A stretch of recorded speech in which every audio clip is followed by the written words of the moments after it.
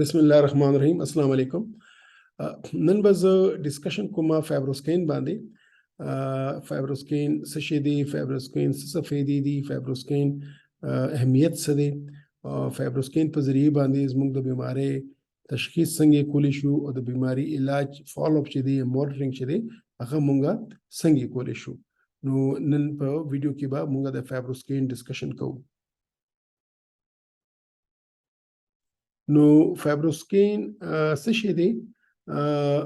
ناظرین دا نارمل جگر دی، د دې یو خپل سټرکچر دی، د دې یو خپل ساخت دی او چې کله هم بیماری د جگر بیماری شروع کیږي، چاہے فیٹی لیور دی،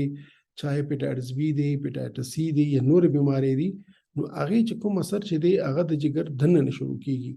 هغه دننه بیماری شروع شي، رو سیوا کیږي او کله چې ټول جگر باندې بیماری حمله کوي یا ټول جگر خراب شي، نو بیا بهر نه پته لګي چې دا جگر اوس د دې بیماری شوی دا یا دا خراب شوی دی. نو فایبروسکین یا بل لیور بایپسي دې پر ضروري چې موږ ته پته ولګي چې د جگر کې د بیماری څومره شدت پورې دی او د دې څومره نقصان کړی دی. دا ډایاګرام کې د څلور مختلف کنډیشنونه دي. دا یو نارمل جگر دی او کدی موږ دنه نو ګورو د دې سټرکچر داسې ښکاري. دا جگر دی چې کله چربي پکې جمع شي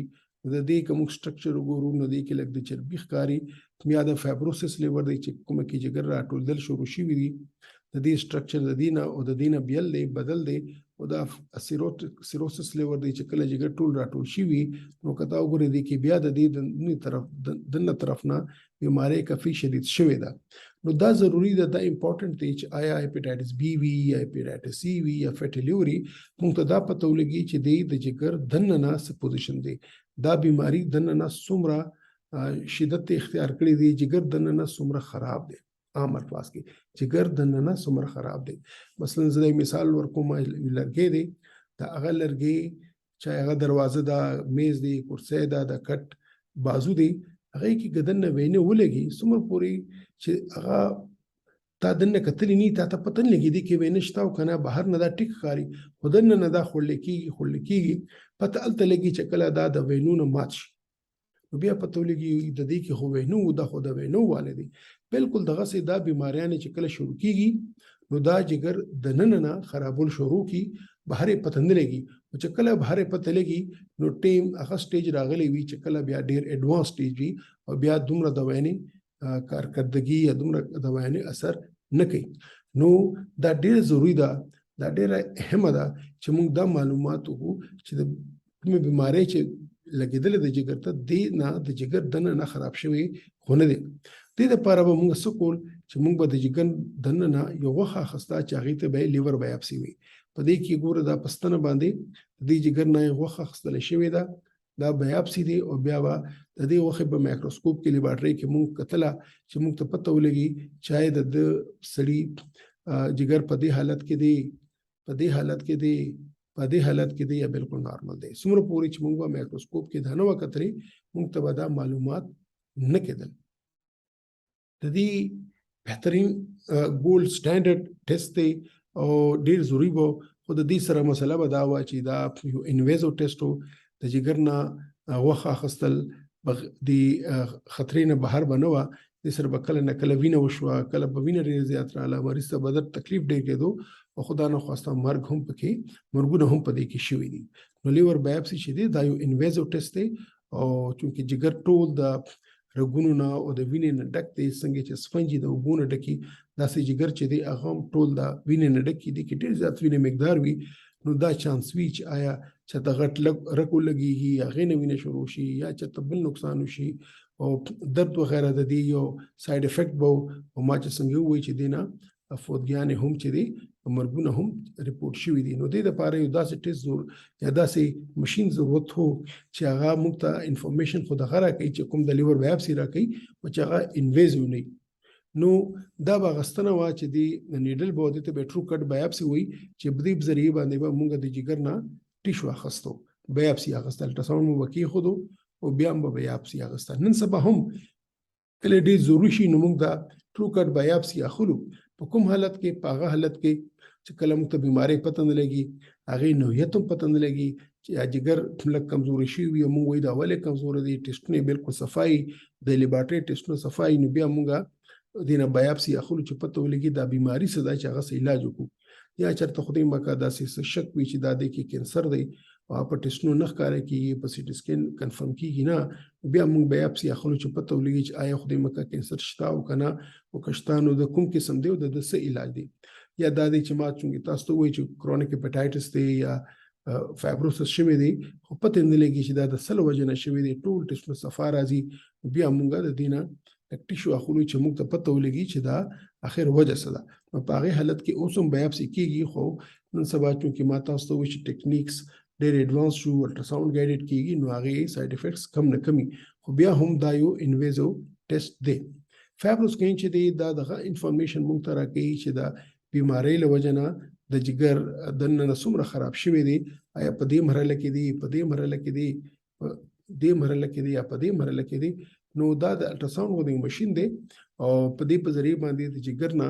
دننه پکچر موږ اخلو او موږ ته پته لګي چې دا جګر دننه څه پوزیشن دی او د بیمارۍ جګر باندې څومره اثر اندازه شوی ده. په دې کې چې دی چې کله موږ د دې امپلس ورکوو نو هغه ویو دی کې ځي او د دې ساده اصول دا دی که د جګر نارمل جګر کې دی یو خپل سپیډ دی، خو که جګر دننه سخت شوي وي فایبروسس شوي وي نو دا ډېر سپیډ کې ځي او د دې فایبروسس ویلیو موږ ته تیزه راځي. دا موږ پلس ورکو او بټن دی، بټن باندې دباو کو د پلس راشي او دې باندې چې دی د ویو ځي او بیا موږ ته پته لګي چې د دې ویلیو څه ده. او چې کومه موږ ته ویلیو راشي دا د 2.2 یا 2.5 نه والا دی 75 پورې د دې ویلیو ځي، نو دا ډیپینډ کوي چې د مریضي څه ده، آیا دا د فیټي لیور مریضي ده، دا د الکول ریلیټډ مسله ده، دا پرایمري بیلیری کولنجایټس دی یا اټومیون هیپاټایټس دی، دا مختلف قسمونه دي، هیپاټایټس بی دی، سی دی، چې کوم قسم وي د هغې چې کوم ویلیو راشي نو هغه موږ څلور کیټګریز کې راځي. یو خو دا دی چې بالکل فایبروسس نه وي، جګر دننه بالکل صفا وي، نو F0 F1 دی. F2 هغه دی چې لږ لږ فایبروسس شروع شوی دی، بیماري لیله شروعات کړي دي او لا جګر باندې زیات اثر نه دی اچولی. F3 هغه دی چې کافی جګر کې کافی فایبروسس شوی دی او F4 هغې ته وایي ریډ کلر دی چې جګر یې دننه خراب کړی دی یا جګر یې دننه ډېر سوځولی دی. نو ډیپینډ کوي چې څه ویلیو دی موږ ته پته ولګي چې آیا دی کې جګر بالکل سوځېدلی دی یا کافی فایبروسس شوی دی یا بس په درمیانه کې دی یا جګر بالکل ټیک ټاک دی. مثلا د فیټي لیور یا د جګر چربۍ وجې او جګر فایبروسس 0 یا F1 وي نو دا ډېر ښه سټیج دی او ښه په اسانه طریقه باندې جګر نارمل کېدی شي. داسې هیپاټایټس بي مریض وي د هغه F0 F1 وي نو موږ لږ دوای ته صبر کوو، لږ فالو اپ ساتو، ځکه چې که یو ځل هیپاټایټس بي دوای شروع کړي نو ټول عمر به هیپاټایټس بي دوای نه خوري. دې دپاره موږ به دې کې صبر کوو، که کله د کې F3 F4 وي یا F2 وي نو بیا موږ دوای شروع کوو. داسې په هیپاټایټس سي دپاره هم چې دی موږ ګورو چې دا مریض آیا F0 F1 دی خو بیا دوای لږ شارټ کورس کې ورکوو. که چېرته ایډوانسډ فایبروسس وي یا ډیزیز سیویریټي زیاته وي نو بیا موږ ګولۍ لږ زیات ټایم پورې ورکوو او کله نه کله ډبل ګولۍ ورکوو. نو د دې دا اهمیت دی چې موږ ته پته ولګي او دې نه پس چې کله موږ دوای شروع کوو، علاج شروع کوو، بیا هم وقتاً فوقتاً موږ وقفې سره دا فایبروسکین دوباره کوو چې موږ ته پته لګي چې آیا د مریض چې دی د فایبروسس په ځای ولاړ دی که زیاتېږي. مثلا یو مریض د هیپاټایټس بي والا هغه F3 کې هغه فایبروسس و موږ علاج شروع کوو نو موږ غواړو دا چې شپږ میاشتې پس یو کال پس دی واپس را روان شي او د فایبروسس په کمېدو شروع شي. که د فایبروسس یې واقعېږي مخکې F3 کې او بیا چې دی دا ریډ شو نو مطلب دا دی چې زموږ دوی چې دی هغه پوره اثر نه کوي نو دوی بدلو یا ورسره بله دوی ملګری کوو. داسې مثلا دی فیټي لیور مریض دی هغه چې دی د دې زیړ و یا F2 و د پرهیز هم شروع کو، د ایکسرسایز هم شروع کو، آیا پکار دی چې د فایبروسس په لور لاندې کېږي، که دا بره کېږي تیز رواني مطلب دا دی چې دا کار نه کوي نو بیا پکې بل ټریټمنټ ورکول غواړي. نو دی د فایبروسکین یو خو دا اهمیت دی چې دا تا ته بیماري شدت ښیي چې بیماري شدت څومره دی او چې بیا ته کله علاج شروع کړي نو بیا موږ ته پته لګي چې آیا د بیمارۍ په ځای ولاړه ده، ښه کېږي یا خدای مکړه سیوا کېږي. نو دا د دې اهمیت دی. داسې دا سکور کارډ دی چې موږ ته پته لګي چې دا فایبروسس په کوم مرحله کې دی. نو نن سبا چې کوم د نوې ماډل دی 502 د دې دام فائدہ ده چې دې کې موږ ته دا هم پته لګي چې دا کچته دې کې فیټ ته په جګر کې د چربي د هغه مقدار څومره دی. نو کوم کسانو ته فایبروسکین کول پکار دي؟ چا چې جګر کې چربي فیټ لیوري هغه ته فایبروسکین کول پکار دي. چا چې د الکوهول لیور ډیزیز هغه ته فایبروسکین کول پکار دي. چا چې شوګر مرض دی یا های کولیسټرول هغه په وینه کې د هغه ته فایبروسکین کول پکار دي چې پته ولګي چې هغه په جګر کې څه مسله خو جوړ شوی نه ده، فایبروسس خو جوړ شوی نه دی. او څوک چې هپاټایټس بی هپاټایټس سی مریضان دي هغه ته هم فایبروسکین پکار دي. چې ما تاسو ته وی ازنی چې د فایبروسکین یو خو موږ ته دا ښیي چې دا بیماری له وجې نه جګر دننه آیا خراب شوی خو نه دی،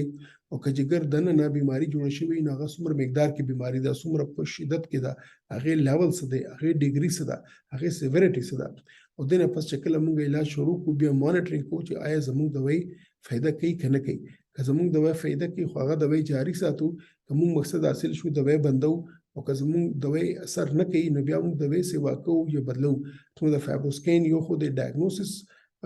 رول دی چې دا موږ ته ډایګنوزس کوي، تشخیص راکوي، او دویم د دې رول دا دی چې دا موږ ته د بیماری د دوی افیکیسی، دوی کارکردګي، دوی د بیماری کنټرول طریقه ښیي چې آیا د ټایم سره سره د بیماری په کنټرول کې راځي که نه راځي. امید دی چې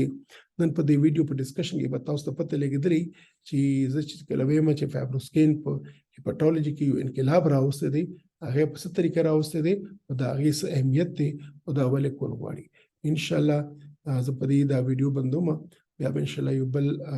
ټاپک باندې ډسکشن کوو د هیپاټالوجي ریلیټډ. هغې پورې زه تاسو ته اجازه غواړم، ځان خیال ساتئ او د خپل ګېټ چاپېره کسانو خیال ساتئ. خدا حافظ.